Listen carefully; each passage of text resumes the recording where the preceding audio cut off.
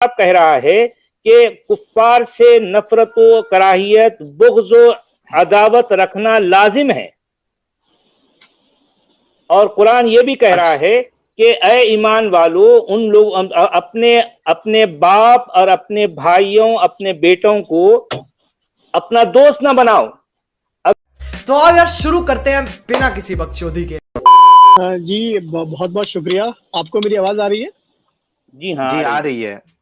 बोलिए। पहले तो आप लोगों को बहुत बहुत ज़्यादा शुभकामनाएं, क्योंकि मैं हैरिस सुल्तान और गालिब कमाल को बहुत दिनों से सुन रहा हूँ, जो कि Pakistani x Muslim and x Christian atheist हैं। बट अपने इंडिया से बहुत मुझे लग रहा था कि इंडिया में इतनी बड़ी आबादी है और कैसे यहाँ पे एक्स मुस्लिम एथिस्ट नहीं है। तो मुझे बहुत ये आश्चर्य होता था कि ऐसा कैसे हो सकता है। पर जब आप लोगों को फिर मैंने सुनना स्टार्ट किया, अब कोराम जी को, सचवाला जी की तो मतलब बात ही अलग है। साहिल जी आपको अपना एक जफर हेरेटिक है, वो हैं।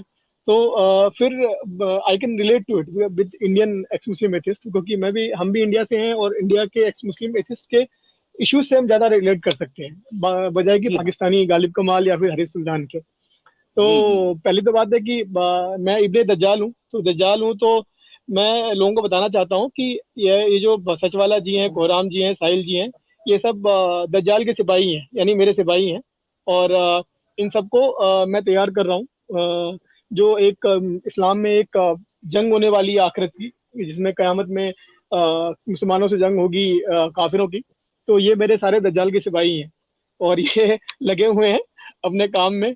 और मुझे लगता है कि ये आखिरी जो जंग होने वाली है मुसलमानों में और काफिरों में, उसमें लगता है काफिरों को जीतने की बहुत बड़ी उम्मीद है।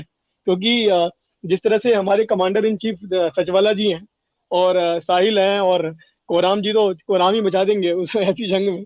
तो ये जंग तलवारों की जंग नहीं होगी, ये जंग तलवारों तक पहुंचेगी ही नहीं, क्योंकि ये जंग तलवारों से पहुंचने से पहले ही आप लोग, मुझे लगता है कि अपने लॉजिक से ही खत्म कर देंगे। जलवा है हमारा।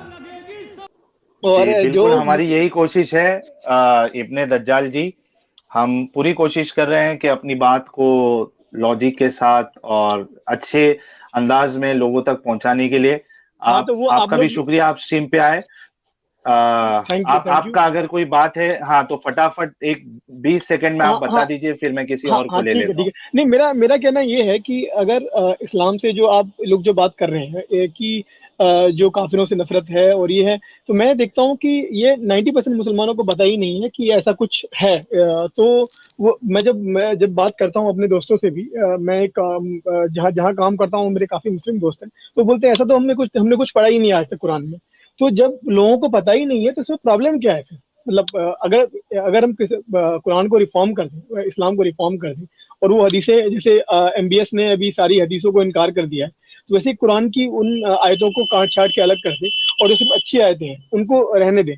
तो उससे क्या होगा कि लोगों को जो एक एथिस्ट बनने के लिए बहुत ज्यादा एक साहस चाहिए होता है, एक बहुत ज्यादा गट्स चाहिए होता है कि बिना खुदा के वो जिएंगे कैसे।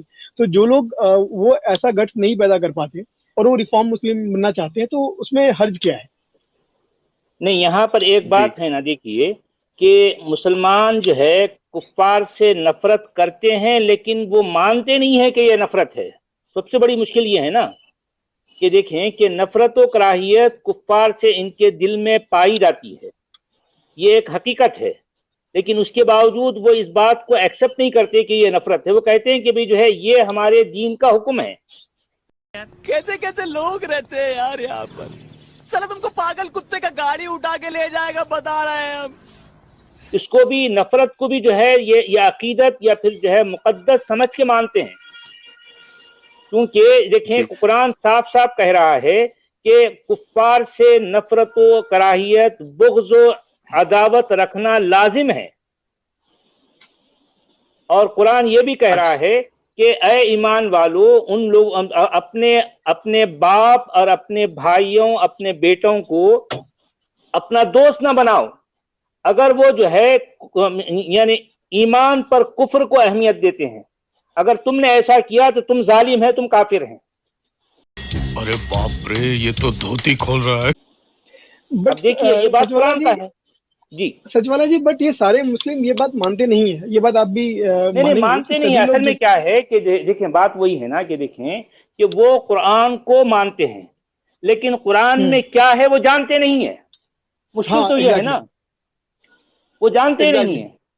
अब जब ये बात उनके सामने आएगी तो वो कहेंगे कुरान में है नहीं ऐसा। अगर वो जो है, अगर कोई मुस्लिम है तो उन्हें जो क्या करेगा, उसको घुमाएगा, नहीं यार वो ऐसा नहीं है, उसका कॉन्टेक्स्ट ऐसा है, वो ऐसा है, ये ऐसा है। खाली अब आप 3 घंटे से देख रहे हैं कितना घुमा रहे हैं ये लोग सुनना। हालांकि बार बार कुरान की आयतें उनके सामने रख रहा हूं, लेकिन वो उसको एक्सेप्ट करने के लिए तैयार नहीं है।